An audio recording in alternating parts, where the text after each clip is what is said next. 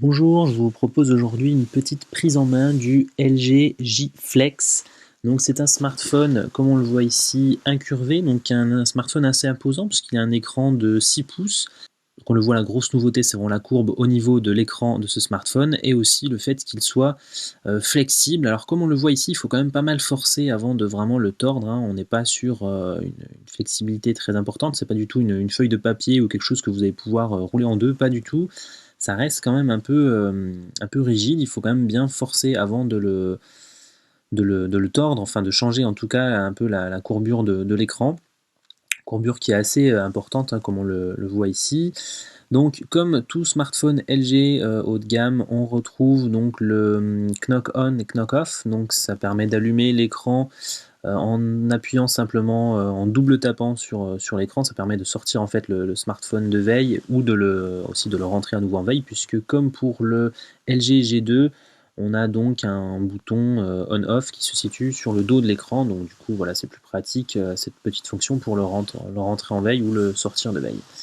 Voilà, on voit ici la surcouche LG sur ce smartphone, donc c'est tout ce qu'on connaît déjà un petit peu sur le LG G2 avec quelques petites fonctions supplémentaires mais pas grand chose de particulier. Donc on va voir ici le rendu vidéo sur ce LG G Flex, puisque l'un des avantages en fait de l'écran incurvé qui est en tout cas présenté par LG, c'est vraiment le rendu des films, puisqu'avec un écran incurvé, la totalité donc, de l'image est censée se situer à la même distance de vos yeux, alors que bien entendu avec un écran classique, le centre de l'écran est plus proche de vos yeux que les côtés, donc là normalement on a une meilleure immersion avec ce type d'écran qu'avec un écran classique.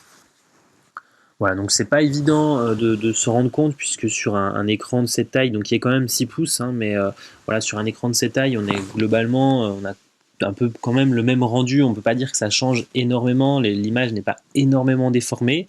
Après, c'est vrai que c'est plutôt agréable, hein, c'est plutôt sympa à regarder, même si c'est un petit peu dommage que l'écran soit en 720p, puisqu'il n'y a pas que la courbure qui compte, hein, quand même, on a d'autres détails. On est quand même sur un écran de 6 pouces en 720p, donc c'est un petit peu dommage à ce niveau-là. Donc au niveau de l'appareil photo, on est sur du 13 mégapixels avec autofocus et flash LED.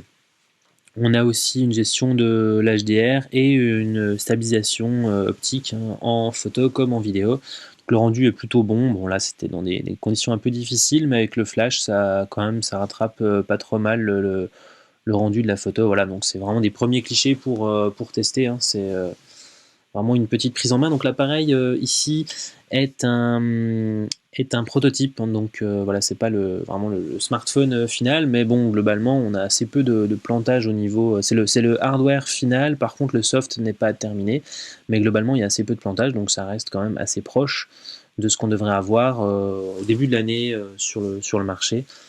Voilà, il devrait sortir en France au début de l'année. Voilà. Donc on voit ici donc, les boutons à l'arrière, la finition assez brillante de ce smartphone, le port micro USB en bas. On revient ici sur une petite vidéo, la même d'ailleurs, pour voir un petit peu les fonctions introduites par LG dans son player qui est propre, hein. C'est un player développé par LG qui va en fait permettre voilà, de faire de visionner la vidéo dans une petite fenêtre, hein, qui occupe une petite place sur l'écran. Voilà, on va pouvoir déplacer la vidéo et donc du coup regarder le contenu tout en faisant autre chose en même temps. Donc là, c'est des choses qu'on connaissait déjà. Donc je vais terminer cette petite présentation donc quand même par un tour des caractéristiques du smartphone, parce que j'en ai pas encore parlé. Donc au niveau de la taille, c'est des dimensions assez importantes, puisqu'on est sur 16 cm sur 8,1 sur 8 mm,7. Donc voilà, c'est quand même assez important pour 177 grammes. Et donc un écran de 6 pouces en OLED. Donc c'est un écran OLED en 1280 par 720. Au niveau du stockage, on est sur donc du 32 Go avec 2 Go de RAM et un processeur Snapdragon 800, donc relativement puissant. Donc, par contre, quand il sortira, on va commencer à entendre parler des processeurs Snapdragon 805 qui vont être encore plus puissants. Donc voilà, du coup, il risque d'être peut-être un petit peu dépassé quand il sortira, mais en tout cas, ça reste quand même un très bon smartphone. Comme j'ai dit, donc un appareil photo de 13 mégapixels avec autofocus et flash LED, capable d'enregistrer en Full HD.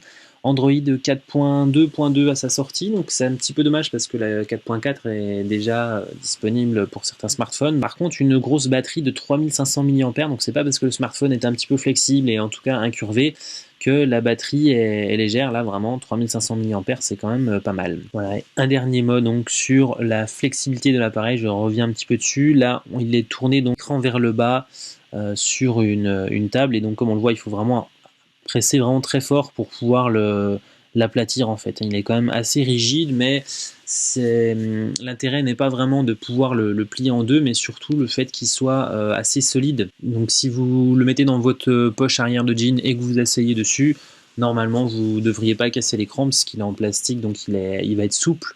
En fait, toute la coque et tout l'écran vont se plier un petit peu, mais ne devraient pas casser. Donc c'est voilà, c'est l'avantage principal de ce smartphone.